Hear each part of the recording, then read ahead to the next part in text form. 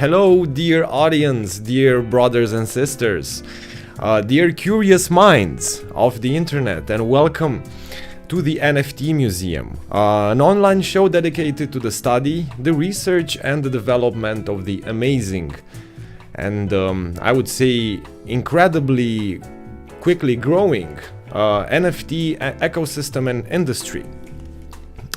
Before going any further, I think it's only natural and let's say kind, respectful to present ourselves. I am Ștefan Panfili. I was born in Chișinău, Moldova, and I am a journalist and photographer. And my dear colleague and friend Stephan Bartunek is political artist, how he describes himself, and journalist. Together we are starting NFT Museum, as I told you, a show dedicated to this wonderful new field. Before going any further, I would like to Stefan to open my website, to show the people a little bit what I do and my field of approach. I have been specialized in journalism and public relations. However, over the years, I have combined this with photography, marketing, branding, and videography in the last years. It's, if you want to see, it's like showing my credentials. Before going into a journey, I don't know, hit artists. Let's say, for example, they are my speciality. Let's say artists. I love photographing artists. This is my sister Stephan Panfili. She's a very talented violinist living in Vienna, Austria.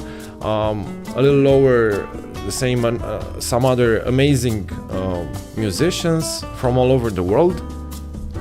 Well, if you would like to see more of my work, please visit my website stephanpanfili.com, and you will see if I'm good for it. if I'm allowed to talk about art or something like that. I mean, even if you don't allow me, to be honest, I'm still gonna talk about it, but at least this way I can show you some credentials.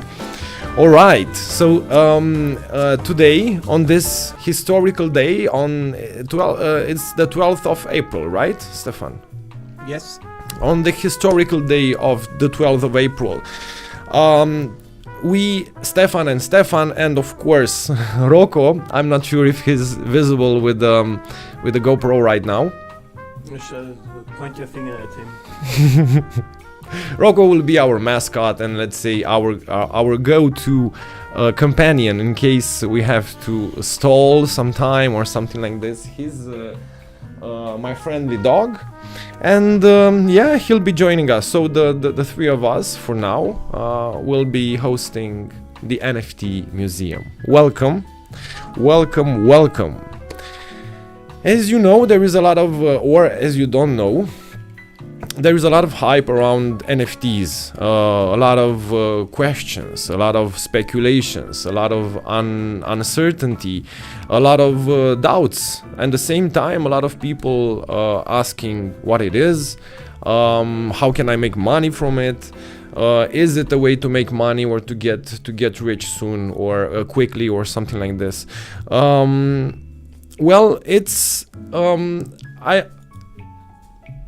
It's a good thing to see kind of a visual description of the NFT industry. We're gonna watch a very short snippet from the Daily Show with Trevor Noah, and afterwards we're gonna continue our discussion.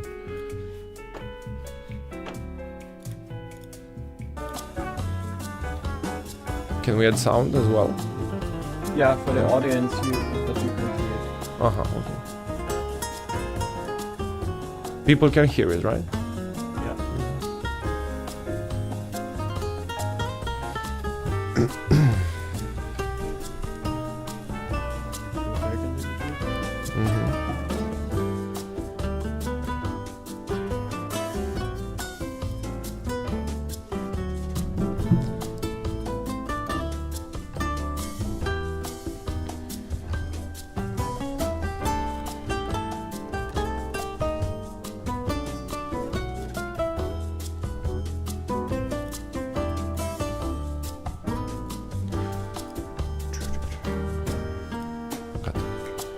Gata.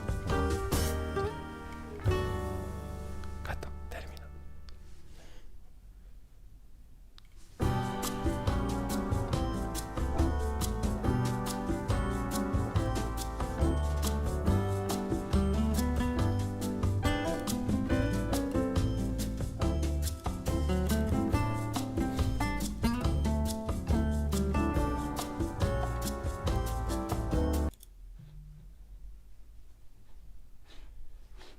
Okay, that's it from Trevor Noah. He's quite a funny guy, but to be honest, his knowledge on crypto and NFT stops to mainstream, which is exactly what we are seeing now. A huge mainstream adoption. Let's say not huge, because if it would have been huge, the market would have been much more inflated, but let's say a very potent, healthy adoption of the NFT industry. What are NFTs? Let's explain the fundamentals of NFTs and the fundamentals of how they are to be. The same way we transitioned from coins, as let's say trading method or trading coin, from coins to paper, from letters to email, and gold to Bitcoin.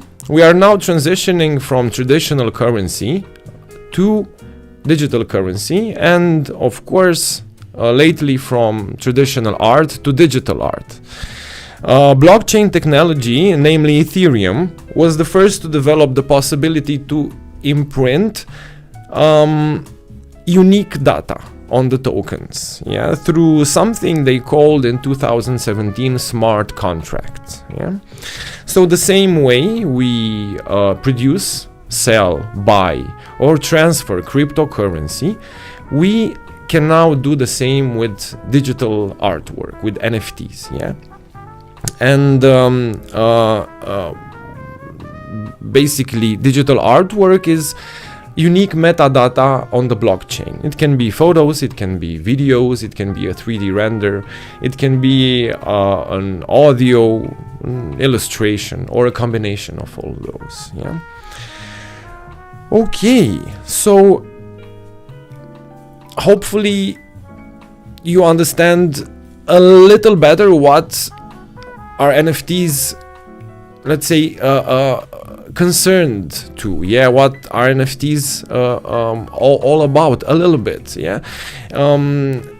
Non-fungible tokens. In order to understand non-fungible tokens, we have to understand non-fungibility. Picture this: we can exchange a 10 euro bill for another 10 euro bill without any difference. We can do the same with a brand new iPhone, or a brand new any phone, or a microprocessor from that iPhone, or even this table, or this microphone, or any other product which is a, let's say, result of a retail process, which is created in a larger quantity. That is a fungible token. This can be transferred between one another without a loss of value. So in financial terms, fungibility means interchangeable at the same value, like the dollar, the euro, gold, or Bitcoin. At the opposite pole, we have non-fungible tokens. What are non-fungible tokens? What defines them? Well, non-fungibility means the fact that that asset is unique, regardless if you're speaking about a token or an item. A non-fungible item is a painting, is even a drawing. Let's say if I start drawing something now and I want to sell that drawing later, I want to advertise it as art, that is something non-fungible, unique. Even this, let's say one of these cards, this Magic the Gathering cards, this card, if it's in a limited edition and if it's proven by the company that made it, okay, we only made 100 of these cards, with unique serial numbers and so on and so forth. This is also a non-fungible token. Every photo that you've taken with your iPhone, over the last forever, that is a non-fungible item. That is unique. That is something that is very difficult to put a value on it. And it's difficult also to reach a market, let's say, for non-fungible tokens, and to sell them, regardless if they're tokens or items. As I said, it's difficult to sell unique items, especially in traditional market. Let's think of let's say a photographer, or a composer or a pianist. How can they sell their work? They have to maybe present a concert. Now concerts are a little more difficult in the digital environment. They have to make a composition to create an image for themselves, marketing, so on and so forth.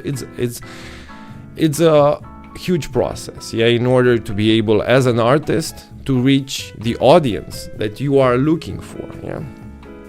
Well, non-fungible tokens, or the creation of NFTs, the creation of this, let's say, technological marvel, created a solid bridge between creators and collectors.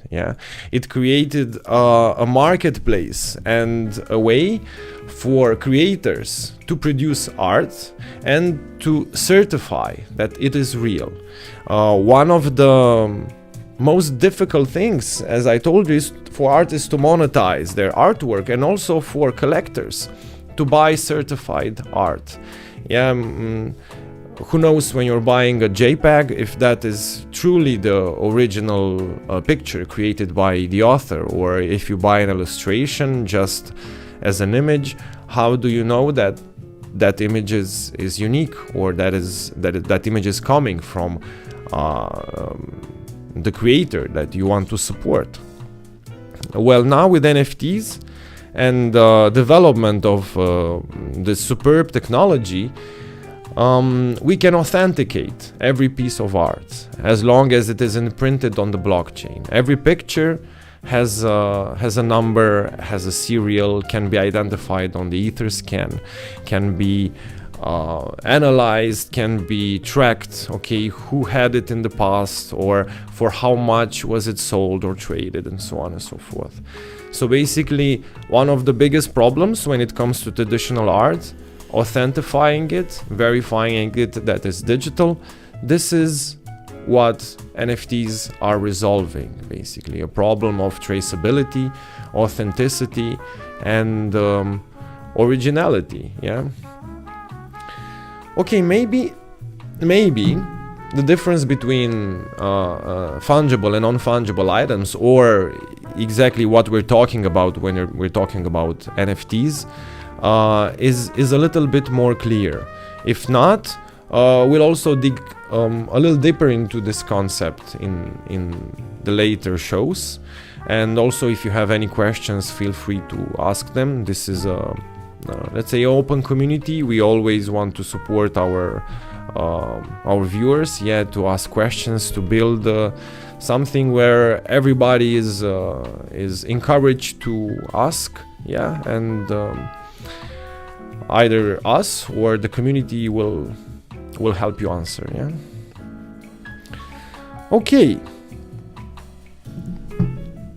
So we talked a little bit about non-fungible items, and a little bit about non-fungible tokens. So we understand what is a non-fungible item, an item that is unique. I am a non-fungible item. Rocco is a non-fungible item. Stefan is also a non-fungible item. A painting, this painting behind me. This it's unique. Well, what happens when we add a token instead of item? Well, as we previously discussed, they become, first of all, they become part of the blockchain. They stay on the blockchain. Now we have multiple options. Unfortunately, the most popular one is still Ethereum. We don't have let's say another real competitor to this blockchain right now, but solutions like Polygon, Tezos, Wax are in development, and who knows what will happen in the future. Yeah, we were talking about cards. Yeah, trading cards. It's a huge business. Yeah, and one of the projects that I've really took an interest in, not particularly for the artistic aspect of it, but for its popularity, is Sorare. Yeah, Stefan, if you could open the link for Sorare. It's that page. Rocco, vine aici. Treci la loc. Treci, șezi. Hai, gata. Șezi. Ei. Șezi. Hai, șezi. Hai, șezi. Șezi. Correct, this one? Yeah, if we can close the box, the white box. Yeah, that's it. All right, so what is Sorare? I'm not such a football fan myself. I'm more like a basketball enthusiast. But what is Sorare is a fantasy football game, yeah, where users can buy these cards, can create their own football teams, and can create their own clubs, and they can play between each other. Yeah, if you can scroll a little lower.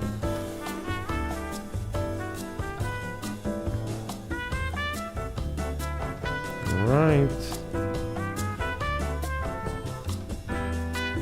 So you have different rarity of cards, of course, depending on perhaps the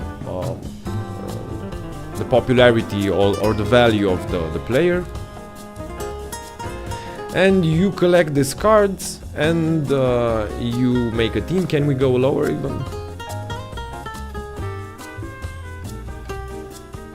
Yeah, so from design standpoint, from let's say how it looks, the feel, clean, minimalistic, yeah, and also the cards likewise.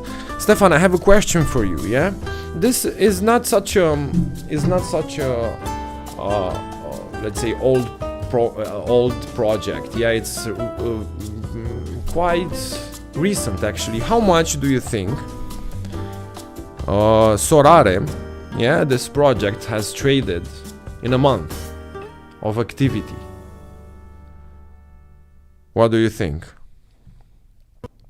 How much money they made? Yeah, how much money they made trading these cards? In the last month, or Yeah.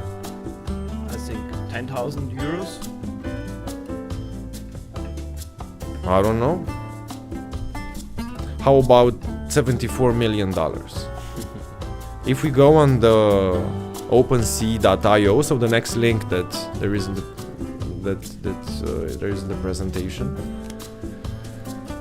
OpenSea is the largest market of NFTs in the internet right now. Here you can mint, you can trade, you can sell your NFTs. So we see here volume traded, and this is up. You see up. Can you go a little? Yeah, there are some statistics there. Yeah, we see items. So 215,000 items, 15,000 owners. Average price of a card is 0.14 ETH. This is about $350, something like that. And volume traded is 37,000 ETH, almost 38,000, which is about $78 million, something like that. Yeah, I mean, there's also a game called Adrenaline, where it's very popular. I wanted to bring some cards to show you guys as well, and to make a comparison, direct comparison with this, but I'm not sure exactly where I put them. However, it's just comparing. Yeah, let's say you have traditional trading card game as well with football. how big can it go when you have so many costs, logistics, employees, for transportation. You have to find supermarkets where you can sell them and where you can retail them, advertising costs, paper production costs, and so on and so forth. Sorare manages to include all this in I will surely try it. I for sure I will not buy any Sorare cards because I'm not a football passionate, but for sure I will try this platform to see how it works, because it seems to attract a lot of interest. What do you think, Stefan? What do you think? Can we put the music a little lower, the background music, just a little bit? I had a friend told me that just a little bit. Yeah. Okay.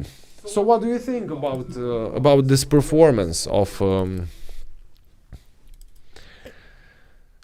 this crazy tornado game? 75 million. That's quite a lot. I wonder what is the cost of marketing or licensing this game, because they had to license, of course, everything with the clubs connected. I don't know. I'm in the music, just a moment. Okay, Rocco has chilled himself a little bit. Now it's better. Rocco is a hunting dog. Yeah, it's very difficult with hunting dogs for them to be chill, just to be chill, because they're so high energy, and it's difficult for them to relax. They're always hunting, overwhelmed by smells and by stimuli. All right. Interesting stuff. Yeah, interesting stuff. It fascinates me, but at the same time, this is reality. Yeah, it's people love football and love playing. Yeah, so it's why not? Yeah. So what's the big deal? Let's say with NFTs, you might say, yeah, 75 million, 78, 100 million. So what? Yeah. So what if you own an NFT? Yeah, what is the big deal? Yeah, I can download this card and have it, let's say. Or if you go to OpenSea, can we go to the beginning, like click the OpenSea logo? Up, on the top left corner. No. In the OpenSea logo. Yeah. And we go to explore. We'll and go to has offers. Yeah, just to have a outlook of the pictures that are. Yeah, so this is basically an NFT marketplace. Yeah, so we ask ourselves, yeah, what is so special? What I can download this picture, right, and it's mine, right? I can enjoy it. Well, it's a very subtle principle, my dear audience. It's not about owning a JPEG. It's about creating a connection. Yeah, creating a connection between you and the artist. Yeah, we can go lower. It's sometimes it's a little bit eclectic. Yeah. The intention of the artist is, of a true artist, let's say, is to create a feeling, to create a connection with the people, yeah, with the person watching, to send a message, to evoke something, yeah, from their life. And it's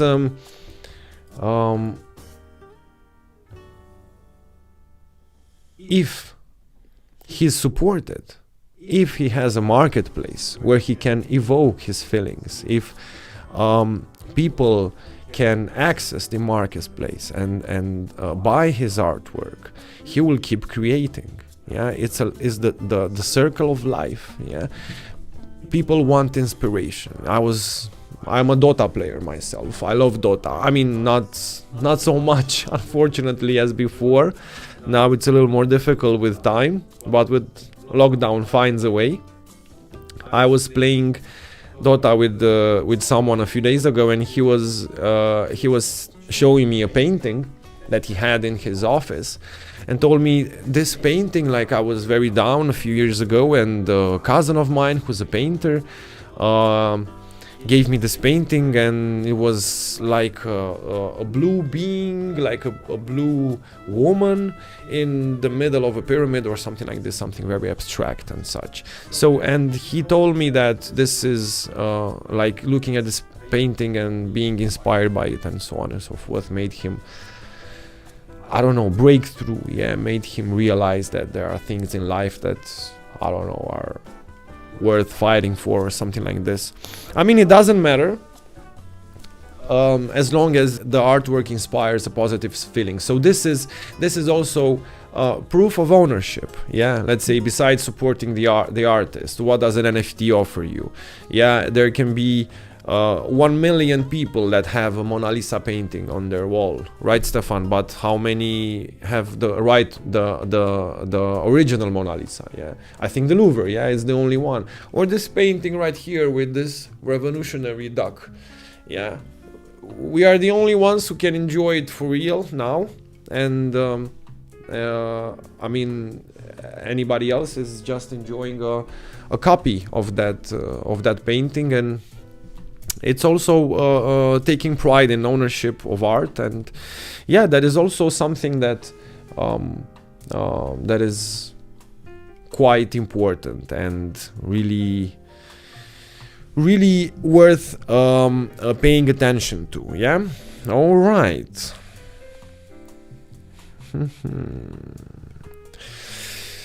How is it going so far, Stefan? How many viewers do we have on this live stream? How many? 7 to 10. 7 to 10. Oh my God. So it's. So we should say thank you to this 7 to 10 viewers, our original viewers on this brand new show, the NFT Museum. You are watching Stefan and Rocco. It's we are trying to create also a bridge ourselves to support the development of a rising community that is helping a lot of people create a virtual digital identity, because this is something that it's happening after all. A lot of artists are gaining a fresh breath of hope because they can promote their art, they can earn money, they can survive. Like it or not, artists also need money to live. It's a paradox which we have to change. Maybe this is the one of the moments, the turning moments for the artistic industry, where it gains a lot more traction and people start earning more and producing more, being more happy. All right. It's NFTs, however, cannot be only digital art. An NFT can be also a passport, let's say, health passport, thanks to something that we'll talk a little later and called dynamic NFTs. Now we have a possibility. Let's say, let's give a basic example. Can we show the page with the NFTs one more time? OpenSea. Okay, no, that's one. This one. This was on screen before as well. Just a moment. Now. Okay. So let's say, what is a dynamic NFT? A quick example. Let's say that. Let's say the third figure, let's say the third painting there, let's suppose it's morning. This painting will be like this, with beige and red. Let's say it's evening, this painting can be black and blue, something like this. So basically an NFT, you store it on your digital wallet, and it communicates with the outside world. It's alive. You actually store access. You have access to it. You don't own it. It's stored on the blockchain to be secure. But this way, it can communicate with whatever. It can communicate with the weather, application. It can communicate with a clock, with the international immigration, let's say, authority who can authorize passports, or let's say a health authority or something like this. So basically, the main we'll talk about this a little later. But what are dynamic NFTs? Are NFTs that are changing according to real life events. Using smart. Using Oracle contracts. It's something a little bit that needs a little bit more exploring. But until this point, until that point, here at the NFT Museum, we'll focus more on artwork, and analyzing digital artwork and seeing what is all the hype about in our sector. Where let's say we have a little more knowledge and more experience, so we can comment a little more. Okay, Stefan, are you ready? Are you ready to explore our artist of the day? The first artist that he's European like us. He's from Mother Europe, let's say, the original continent. He's Jan Sladeko. Can we open one of the links in the presentation? Yeah, can you say me on which side it is? Page 9.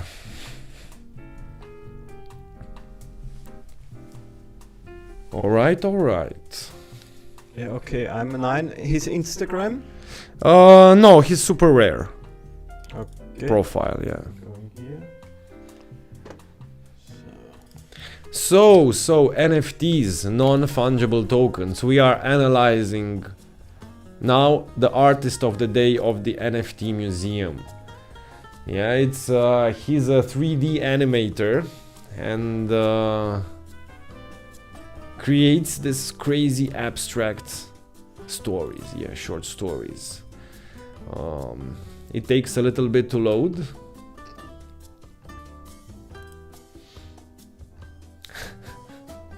And I have sound as well. We can use sound.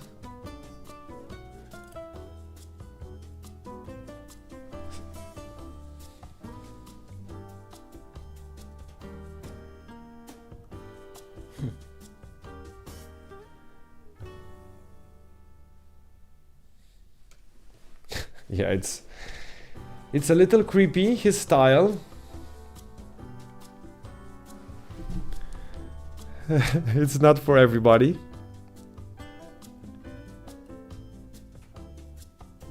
Okay, this piece, I think it's called Curiosity.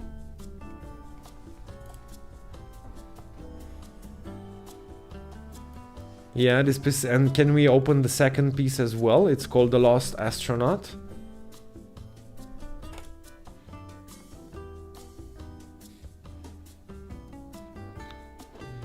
Just a moment. Mm-hmm.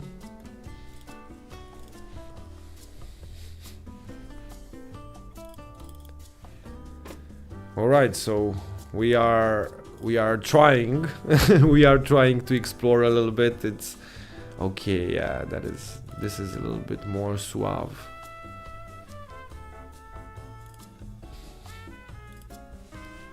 Can we use the sound as well? It has sound. This is one of the things that I really like about some NFT artists. They're using all methods of expression. When you are given the possibility to use all, they're using video, audio, and 3D graphics. Let's say here it's not so much film, but he's using most of the tools. Let's say in his case, animation and sound, it's all of the tools.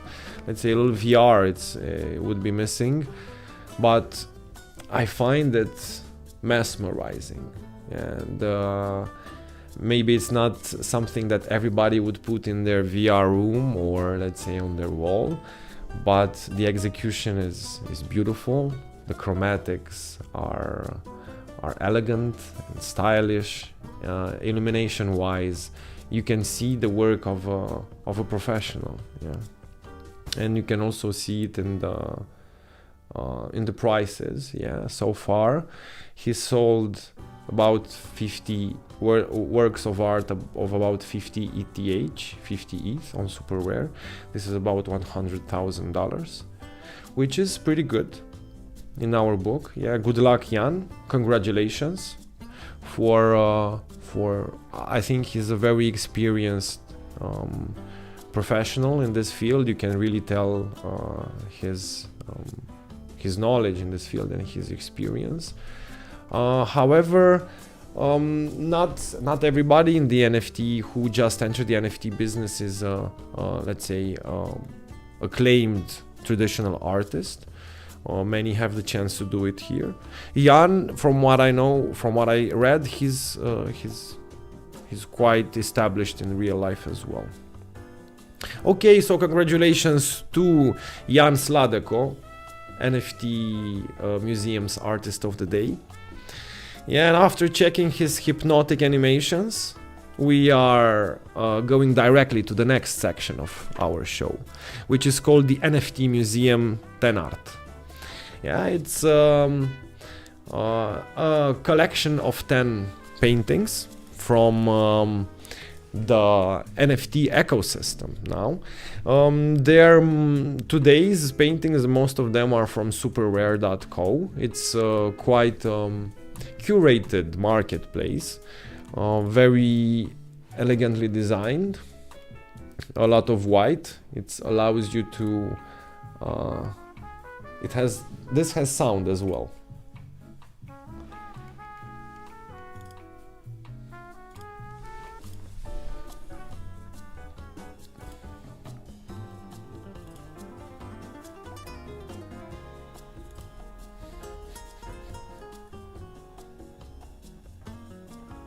Is it loading or is it like... Because this has to be... Okay, it seems like it's loading a little better. It has 2 minutes. I mean, we don't have to watch it all. I will also include the links afterwards in the description. It's... Unfortunately, our computer is overwhelmed by the intensity of this NFT. Okay, what is this? I mean, okay, starting to go right. It's working. It's going normal speed.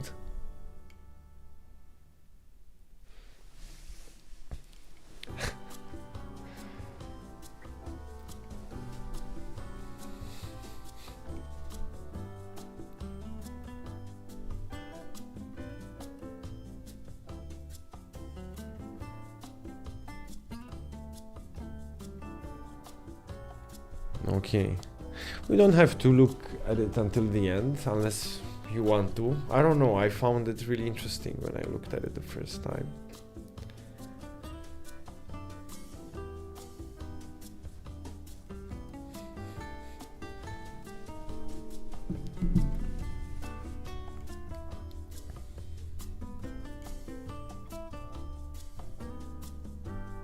Yeah, it's done. What do you think? What do you think, Stefan? I think it's impressive on a way. It's cool, right? Weird, yeah. And it's too much techno for me. Yeah, also for me as well. I'm not such a techno fan. However, I like the message of it, and also the description is very short and quite powerful. The most important words, right? Sometimes it's true, you know, very simple, very, I am sorry, I love you, I miss you, you know, something very simple, yeah. Trippy, different. It's also in a different style than we saw before. It's more towards visual effects applied on a already, let's say, created film, already created motion picture.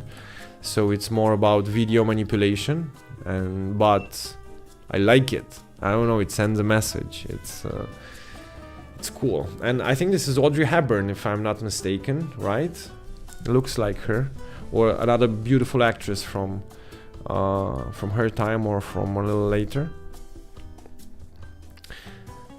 However, the result is that it was sold for 15 ETH, which is $31,000, at the point where ETH was, I think, around. Yeah, okay, yeah, it was 2K, it's true. Yeah. I mean, I'm not sure how much Eclectic Method worked on them. I checked out some other creations by them.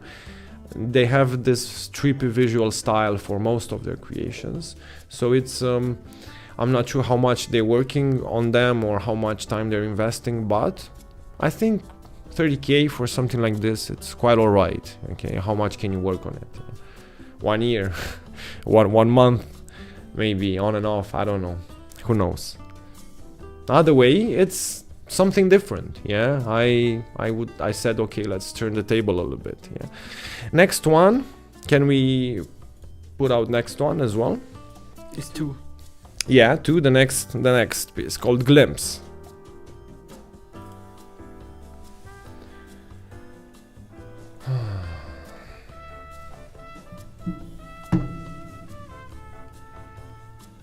Has to load a little bit. Mm-hmm. It's quite big. I think it has, not sure, 6 or 7 megabytes, something like that.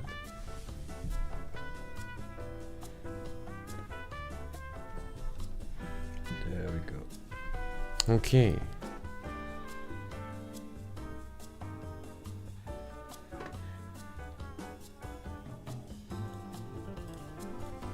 Quite something, right? Very meditative, I would say. This is from a collection called In Worlds, something like this. Inward 3D art, and this is if we can see a few more pieces from the author's collection. If we close this one, go up. Yeah. Just click there. And click the one on the left. Yeah. Inward 3D art. I really like what she did with the she envisioned a different future of humanity. Yeah, she envisioned a future where people where probably there's billions and billions of people living on Earth, and we have to live in very close to each other, yeah, or something like that, yeah. Or maybe this is inside Earth or something like this. I'm not sure. Yeah, it's quite. I'm not sure if it's dystopian or utopian, but it's quite interesting. It's a fascinating approach towards how we could see the Earth, which I've been seeing more and more lately. A lot of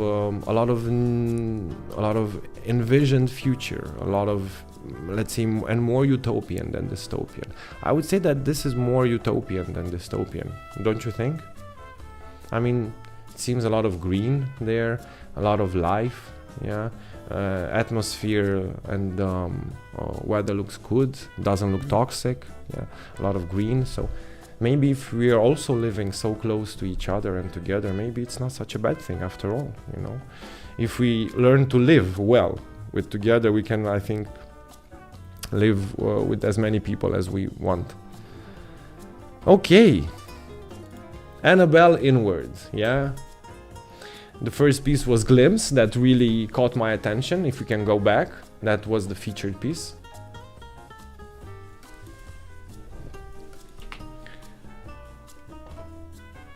Chromatics also quite appealing. the colors guide us, you know, to where we have to look, and let us explore afterwards in peace the rest of the painting. Good job, Annabelle. Very nice. Okay, let's go to the third one.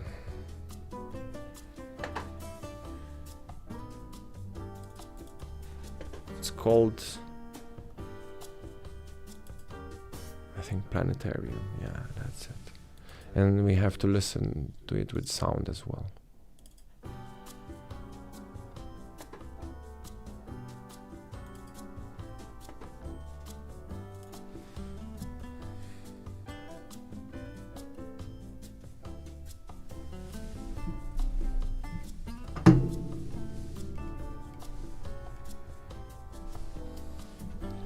This is something I would definitely put in my VR room.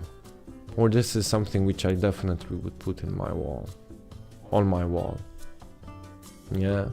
Let's imagine in the future, now we have this quite clunky TVs and LED screens and whatever it is quite thick and quite bulky.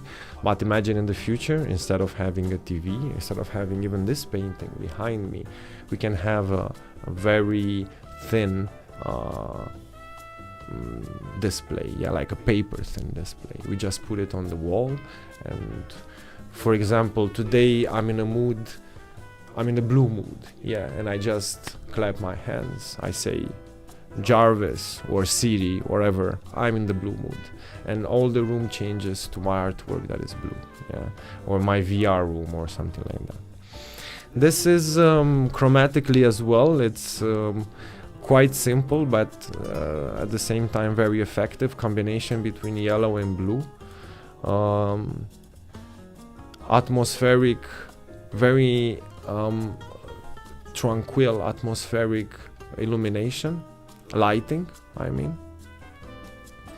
The animation is also nicely looped, seamlessly looped. You can look at it for hours. It makes you feel a little bit alone, but at the same time not too alone. A little bit curious. Maybe this is also the idea of a planetarium. This is maybe the reason why we go to a planetarium, to feel a little bit alone, to feel small. And these people on the edge of something, on the edge of the world. Interesting. What do you think, Stefan? Would you put this on your... Yeah, it's nice. I think I would take it on my TV. It's nice, right? Yeah. And I'm not sure how expensive it will be in the end of the auction, but now it's at around 2.2 ETH. So let's say, for example, for let's say middle average collector, 6,000 euros for a piece is not so expensive. Especially in the NFT industry, where let's say the average cost of an NFT is about $2,000. I'm not sure. It all comes down to who is the first to do it, who is the first one to go on this train or the other train, or maybe something like this a little bit different would not be so valuable. But who knows, with this huge market nowadays, you can access buyers from all over the world. We are now in a bull run with cryptocurrency. All cryptocurrencies are growing, most of them, and the principle behind cryptocurrency was also to exchange assets decentralized, without any institutions involved, so with commissions as low as possible, so make the transfer of assets easier between common people or between everybody. That you don't have to be, everybody is a common person, everybody is a person. But now some very wealthy consumer, from some very wealthy collector from South Africa, yeah, or even from China, or even from New Zealand. You can see this painting created by somebody from London or from Iceland. You don't need any art gallery, you don't need so many intermediaries, you just need one marketplace. You don't even need that necessarily, you just need to mint your artwork and sell it. But with the help of a marketplace, of course, it's much easier to get noticed, yeah, or your piece to be a little more popular, yeah. Okay, this is one that, I mean, we've been staring at it for the last 2 minutes, you know, and it's quite nice, right? I don't know. Let's see how much. Current offer 2.4 ETH, yeah. When I looked at it yesterday, it was 2.2. So he listed it at 4 ETH. So this is probably how much he wants to get. So yeah, I think, who knows? Okay. So, next one, number 4. I chose for number 4 something a little more static. No sound this time.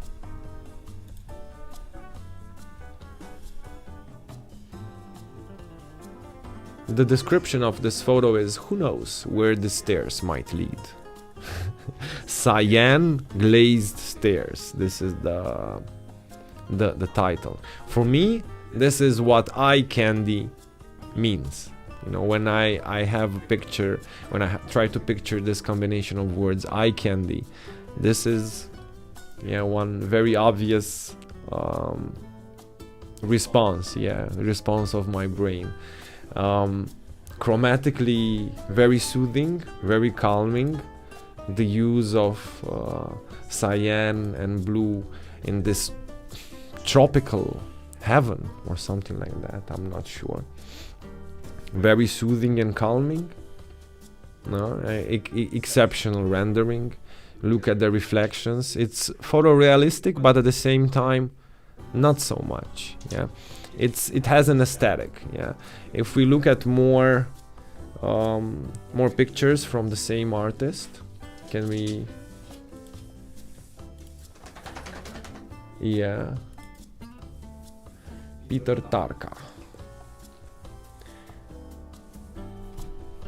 So he produces immersive illustration using forms and shapes, and you can see he has a style. Yeah, he has a specific, somewhat minimal, somewhat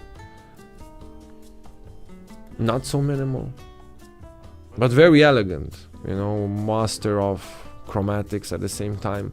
Look, even those small, not so small balls, yeah, spheres. They even those spheres, how elegantly they're put there, how it combines with the light there, it also creates a sphere, and afterwards it goes up, very cyclical. Yeah, you can, I'm not sure, maybe I'm just seeing this, but for me it creates a spiral, yeah, a chromatic spiral that allows me to think about something else maybe, or interpret these images according to my events, yeah, in my life, or what I saw, what I am. I don't know. What do you think, Stefan? Does it make you think? For me, it's too clean. It's remembering me to a IKEA catalog. Yeah, I have to say it is somewhat very too clean, maybe too neat. Well, if you go back to cyan glazed stairs, we can see that it's yeah, I mean, if we go at the price, this is what I wanted to show a little lower. That is the list price. However, this was traded for 5 ETH. We can look below and we can see the history of the price of the piece. Yeah, so The last one, the last collector bought it for 4.9 ETH. Yeah. Not too shabby, a month ago. Yeah, clean, minimal, expensive, I would say. So let's go to the next.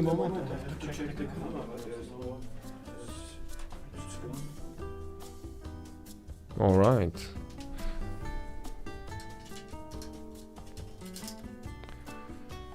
Technical misunderstandings. So you're back. Yeah, I'm back. Oh, goody. I'm back. Okay, so we're going to another animation. But 5. yeah, it's 5, but more or less in the same chromatic field.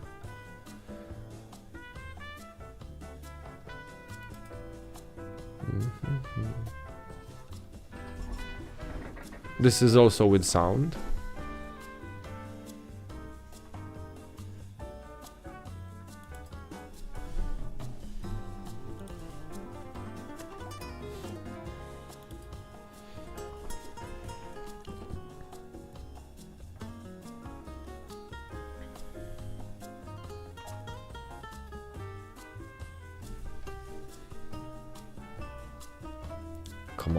Come on, little buddy. I was reading a Reddit thread today, and somebody was asking, what is the name that you hate the most being called by a stranger? And somebody was replying, buddy.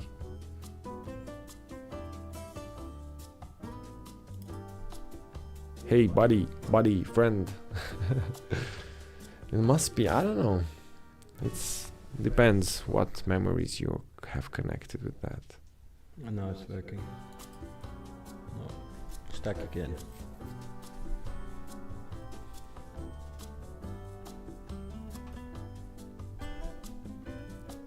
You can see it? Yeah.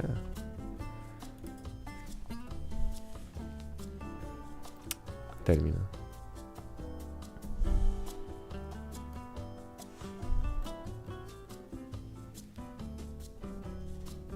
It's stuck, huh? Okay. I'm not sure how much you saw. Did you hear the dolphins? I heard it a little bit there, maybe the audience also. Yeah, this is what I wanted to. It's not bad. It's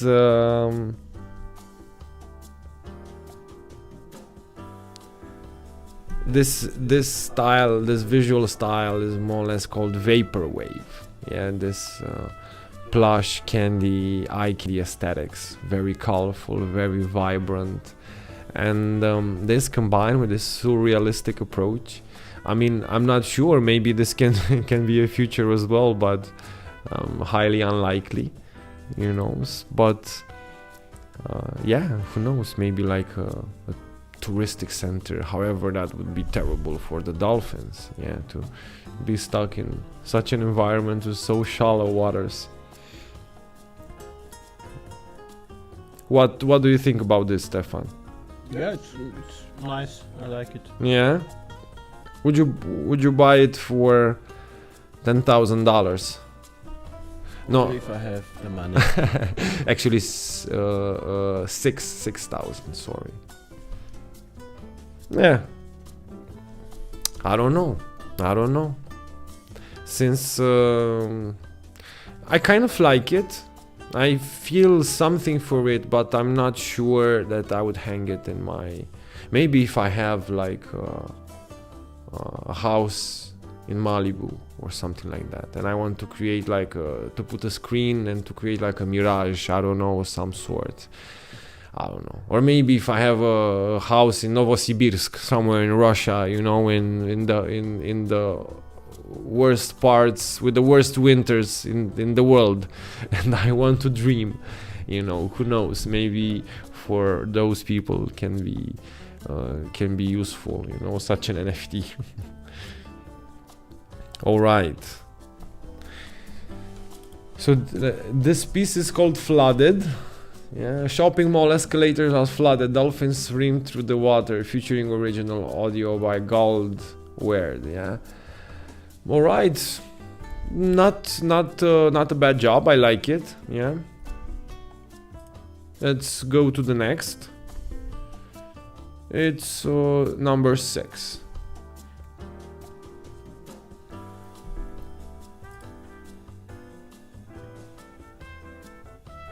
No, this is 5 as well. Oh, sorry, I put the same. Okay, let's go to the 7. Yeah.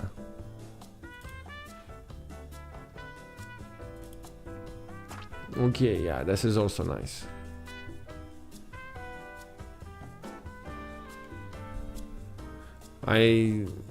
This interpretations of the future, but with a degree of reality. This is what really inspires me, where people think of how they can connect some things in how they can look based on the technology that we have now, or what can we expect from the future.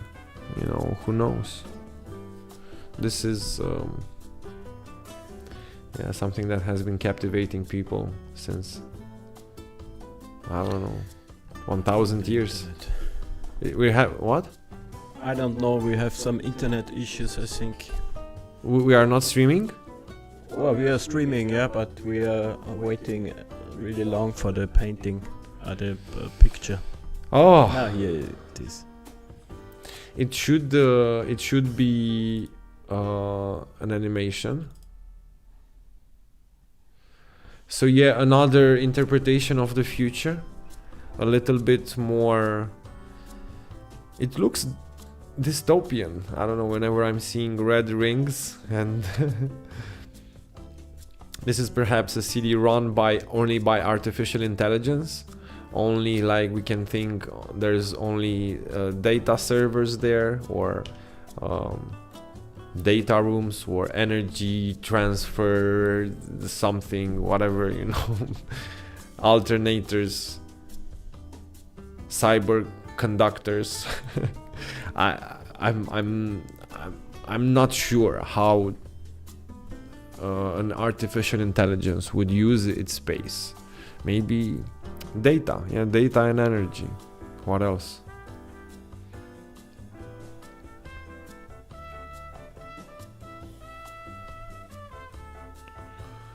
Not so abstract, I would say, but I really like the possible interpretation. I'm not sure if it will be like this. It looks very tidy, at least from up above. It looks very like tidy, but a little bit evil, like Saruman's tower, or what's it called, is from Lord of the Rings, where you have to take where there's the powerful wizard that is controlling all the humanity. I don't know who is there. I'm not sure. However, this is the purpose of art: interpretation and creativity, abstract thinking. Yeah. What do you think, Stefan, about this possible? No, I have to think to two different movies, Blade Runner and also the fifth. So this was 6,300. Oh. Well, luckily someone bought it. You know, it all depends on who likes it. If somebody who has access to unlimited finances has the preference to buy it, he can pay whatever. So yeah. But in terms of 3ETH, not too shabby for super rare. Is it's not so common. It's part of the, let's say, higher echelon of prices. Let's say more than average, 2-3 times more than average. But yeah, I mean, for me it's captivating because I love thinking about the future, and probably I'm also looking at it, thinking about what this entity might create now. Yeah, collaboration between me, artificial intelligence. If somebody told me 15 years ago, yeah. So this description, yeah, what it tells me, that somebody is thinking there, somebody is planning. Yeah, what if? hopefully it's planning to make our lives better, yeah, and planet Earth more livable. Okay, the last piece. I think it's the last. No. 8. No, 8. 8 will load a little faster because it's only an image.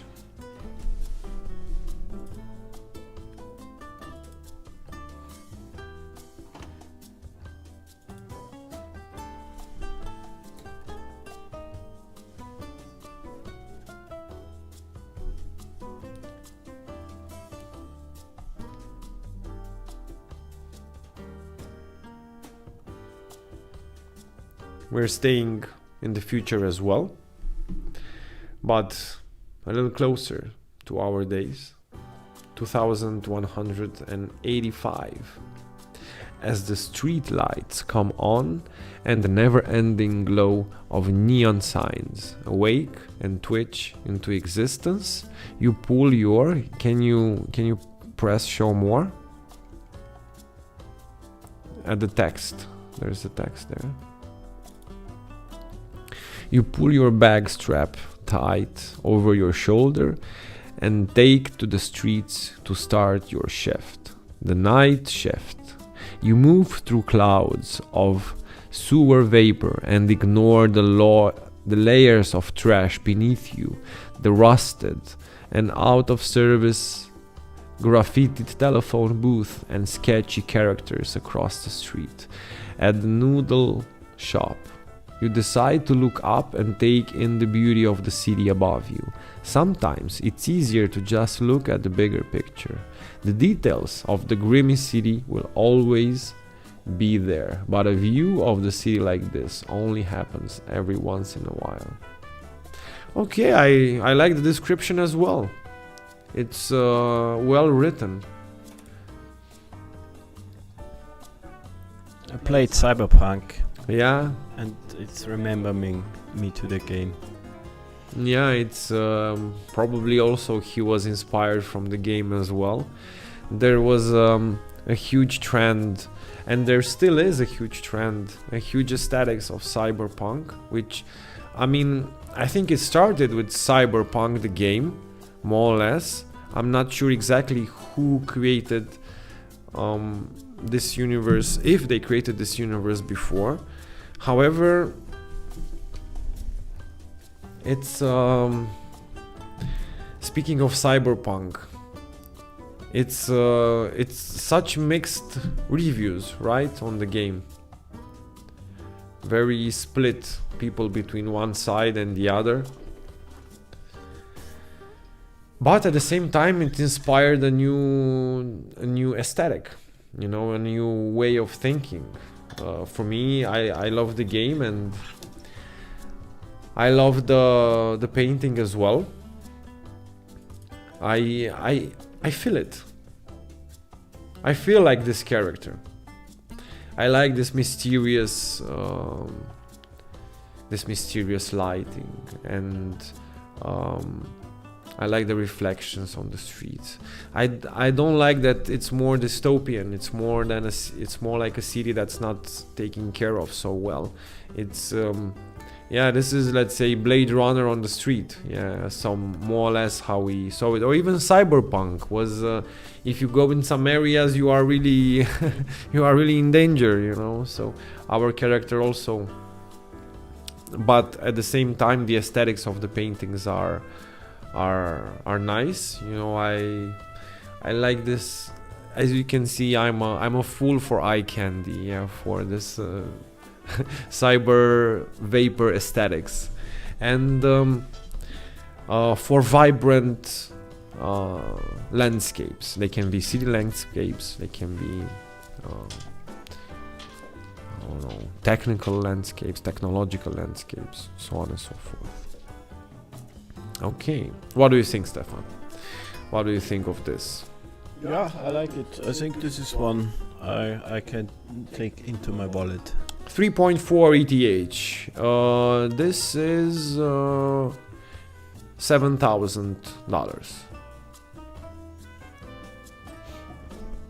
Not bad, right? Yeah. Not bad.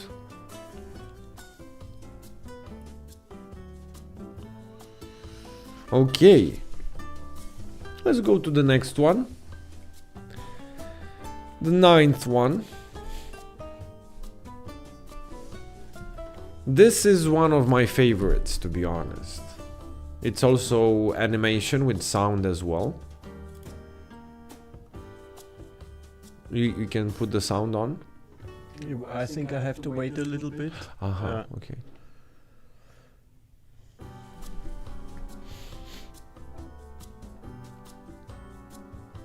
No, it's loading.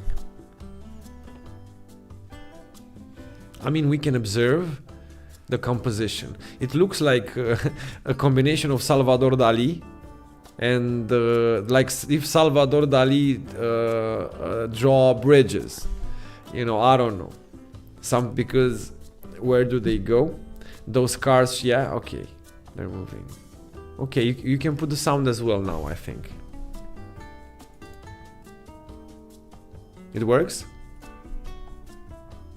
It's very subtle, like a wind.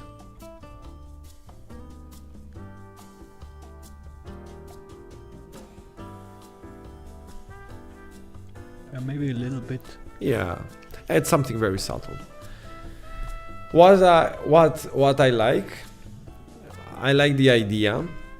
It's very abstract. You're basically going nowhere, and a road like this would totally not make sense. It's so much energy used for so little traffic, and I mean, I'm not sure. Maybe the air is not breathable, and you have to go a little higher. I'm not sure.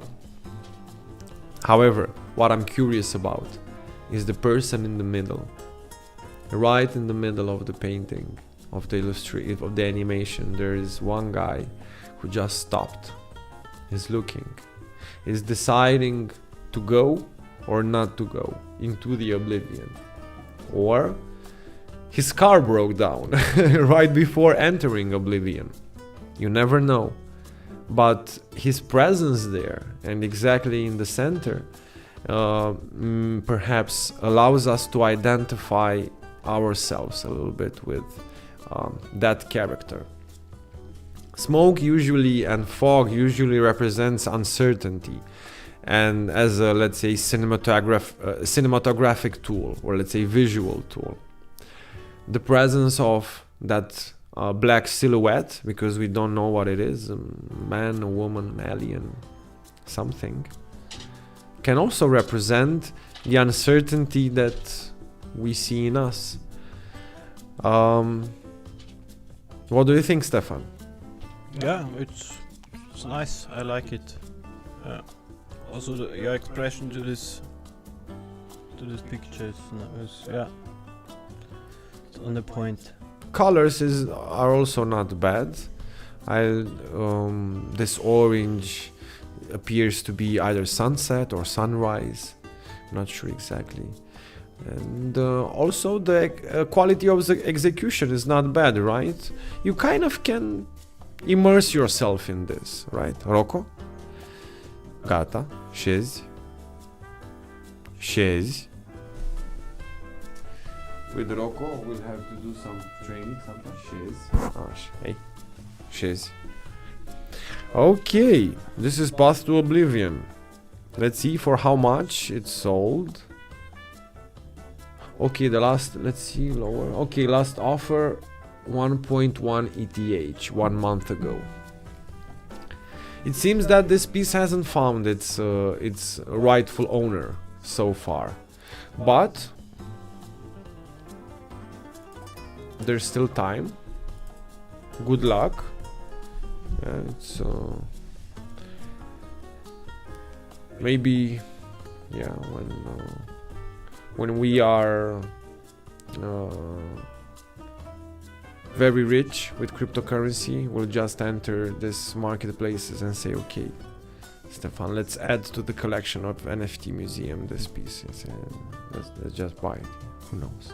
That would be the dream of any collector, yeah.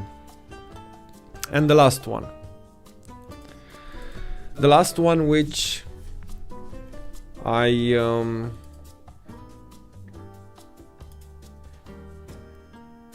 it's something. It is quite something. It's so simple, at the same time so effective.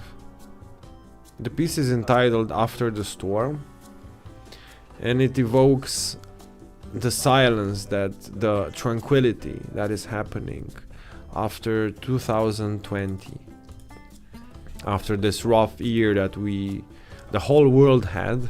We can sit back and look through this circle of life, circle of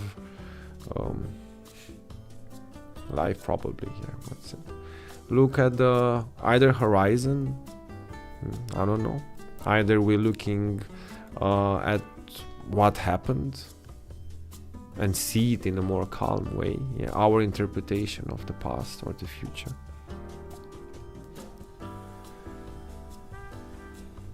Beautiful, beautifully rendered. The quality of the render is quite nice. All good.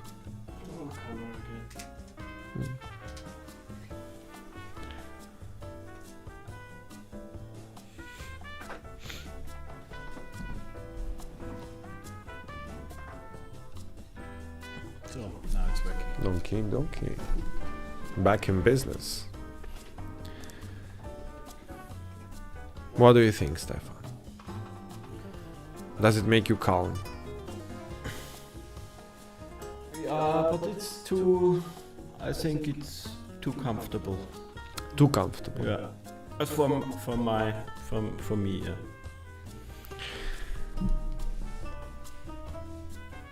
Yeah, too comfort is also not so useful, right? You need a little bit of discomfort in your life. But sometimes, who knows? Maybe you can enjoy you just have to enjoy, to take in what happened. Maybe if you sell this piece for 18 ETH for $36,000, maybe you also be quite calm, and relaxed. This is for how much it sold.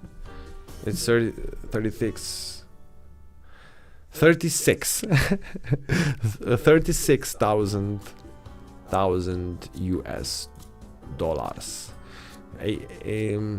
I also liked the price, 18.88 ETH. There's so many trollers with price now.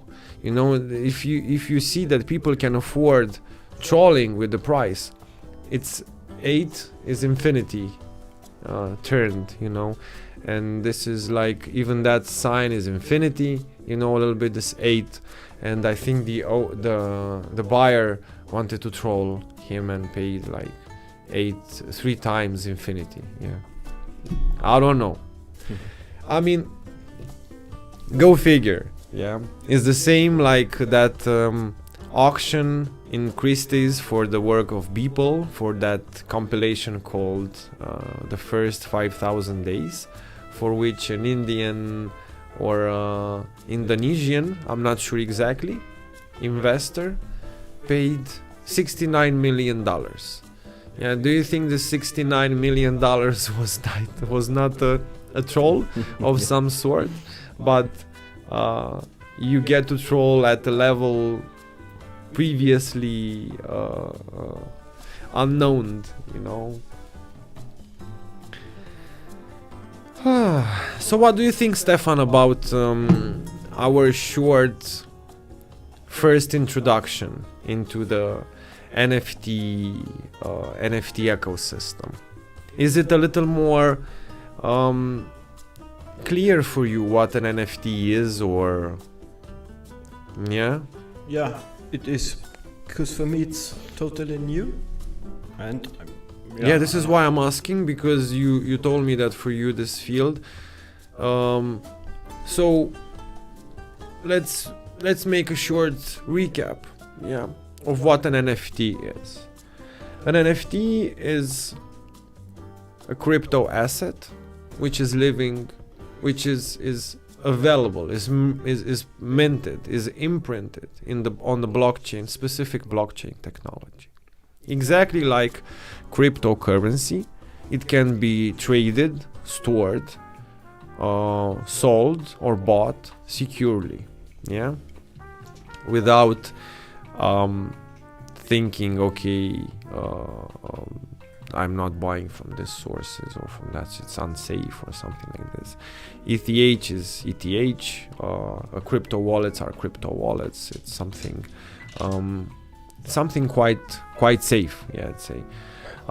Crypto assets in form of NFTs, what are they allowing us to create a marketplace, a bridge, where we can sell our authenticated art pieces. Yeah.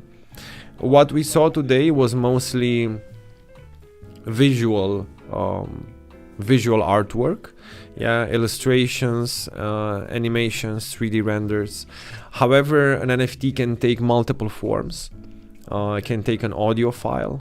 We have already markets that are being created to support audio artists, where they can sell their work, where they can mint their songs on the blockchain. It's the same with video artists. There are possibilities for them to mint their short documentaries, let's say, and sell them.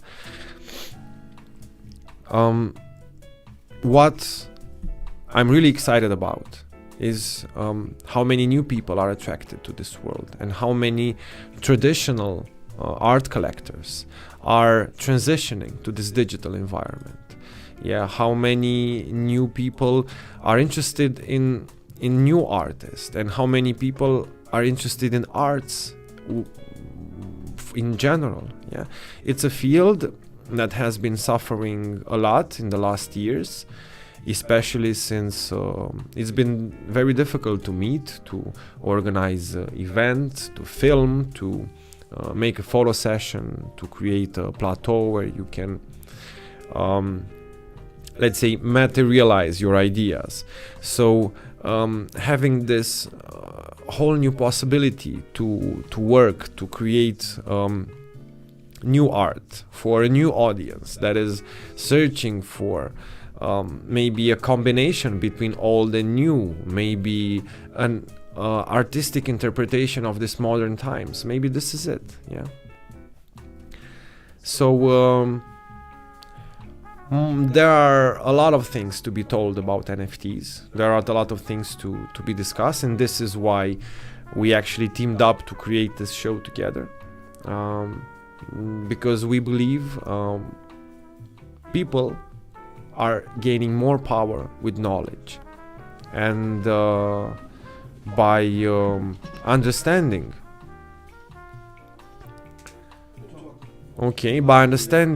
more and more about this field, and how we can maybe take advantage of it, yeah, maybe find our profession connected to it. In my case, it works. I have been, let's say, more or less interacting with the crypto environment in the last months, and naturally I was attracted to the NFT ecosystem, yeah, being a photographer and videographer myself. So it gives people hope. Yeah, it gives people that are not working a purpose. Yeah, and who knows what else can be developed from this marvel of technology. Yeah. I hope you liked our transmission. I hope it was a little bit informing. It was a little bit revealing. It showed you some new aspects of the NFT ecosystem that probably it probably shed some more light, yeah, on these vague notions. Maybe you had more advanced notions, who knows. Well, I thought it would be much more difficult, to be honest, but I managed to keep my emotions into check, more or less, and pulled it off. So Stefan, this was our first edition of the NFT Museum, right? Yeah. Yeah, it's quite something. It's a show that I feel it can help us as well develop our hunger for interaction. Me as a journalist, as a photographer, I have always been around people, and now with this severe restrictions, we have to find ways to create a community, to interact more, to create a bridge between people, even though we are here, maybe one of our listeners is who knows where. We are creating a virtual bridge. We are learning from each other, teaching each other. Hopefully this is what this will be about. Hopefully we will manage to fulfill our educational purpose besides the purpose of entertainment with art and all of that. So, dear audience, it was my pleasure. Thank you very much for tuning in and for watching myself and Stefan and Rocco, who's getting bored as well. Until next time, see you soon, and thank you very much for your attention. Ciao.